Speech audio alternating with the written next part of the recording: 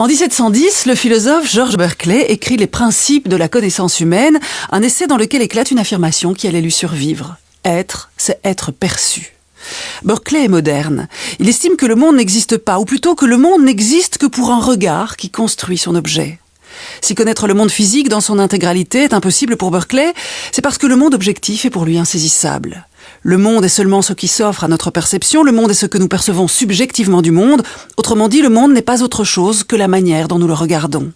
Et de la façon dont nous regardons, le monde devient soudain orienté par notre regard, cette part de réalité que nous faisons exister de notre seul point de vue.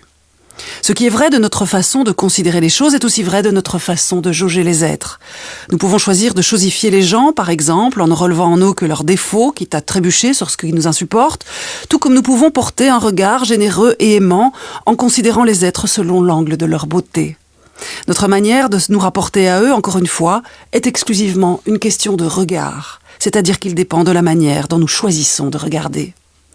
Aujourd'hui, un critère d'hypervisibilité, vous l'avez remarqué, règne sur le monde. À défaut d'être célèbre ou à défaut de se rendre utile, tout le monde cherche partout à se montrer pour être vu. 3 siècles après Berkeley, plus que jamais, être, c'est être vu. Aux États-Unis, des adolescentes dépensent des fortunes pour être bien vues. Pour ce faire, elles ne cherchent pas à imiter leurs idoles ou des stars de cinéma, non. Ces jeunes filles veulent ressembler à leur double virtuel et multiplient les actes de chirurgie esthétique pour ressembler à ce qu'elles sont, mais magnifiées, sublimées, agrandies à travers la correction apportée par les filtres Snapchat.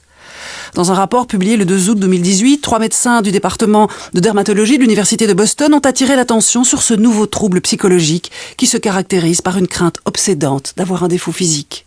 Ils ont baptisé ce symptôme Snapchat dysmorphia.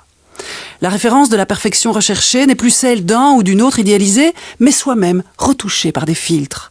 Ce qui est recherché, c'est d'être un selfie parfait dans la vraie vie. Ce qui est souhaité, c'est d'être vu et perçu à travers le filtre d'une appli.